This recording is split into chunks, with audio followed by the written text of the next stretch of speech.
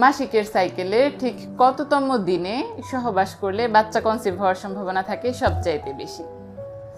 এই ব্যাপারে ডিটেইলসে এর আগেও আমি ভিডিও তৈরি করেছি, তবে অনেকেই জানতে চাইছেন যে কেবল একদিন কাজে লাগিয়ে যদি আমরা মা হতে চাই তাহলে সেই একটি দিন কবে হবে। তাদের উদ্দেশ্যে আমি আরও একটি ভিডিও তৈরি করছি। আপনি আপনার পরবর্তী মাসিক যে তারিখে আশা করছেন সেই তারিখ থেকে ঠিক 14 দিন আগে কিন্তু আপনার ওভুলেশন হবার কথা, এবং শুধুমাত্র এই ওভুলেশনের সময়ই কিন্তু অনিরাপদ সহবাস হলে গর্ভধারণ সম্ভব হয়। একটু উদাহরণ দিয়ে সহজ করে বলার চেষ্টা করছি। ধরুন আপনার মাসিকের সাইকেলটি 30 দিনের, তাহলে এই 30 দিন থেকে 14 দিন বিয়োগ করলে মাসিকের 16তম দিন দাঁড়ায়, তাহলে আপনার ওভুলেশন হবে এই 16তম দিনে।